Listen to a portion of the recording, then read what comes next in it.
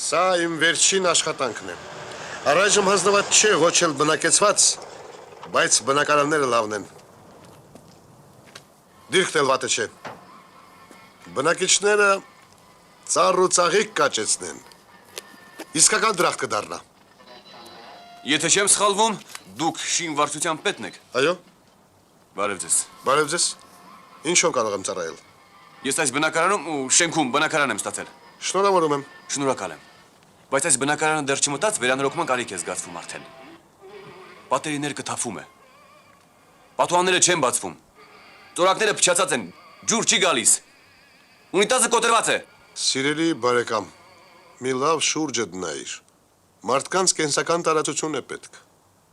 Ամեն ամիս հարյուրավոր բնակարաններ ենք հանձնում, բայց նորից չենք կարողանում պահանջը բավարարել։ Դու երջանիկ մարդ ես, բնակարան արդեն ստացել ես, ամեն ինչ ունես,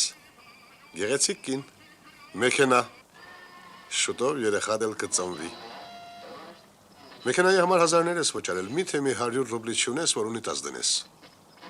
Սեփական տանդ պատերը քո ճաշակով չես կարող ներկել։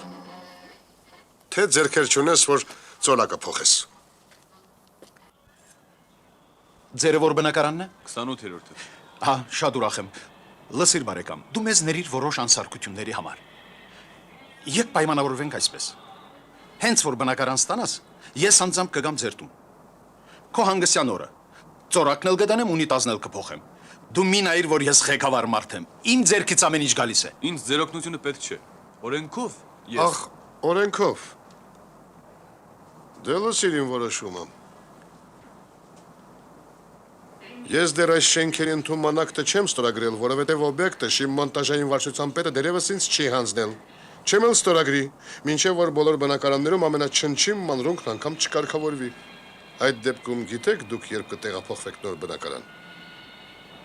Ոչ շուտ, քան 3 ամիս հետո։ Ոչ, ինչ եք ասում։ 5 ամսից հազիվ պատրաստ լինի։ Ոչ մի սանիտարական սարքավորում չունենք։ Տարվա վերջին հազիվ ստանանք։ Տեսնում ես,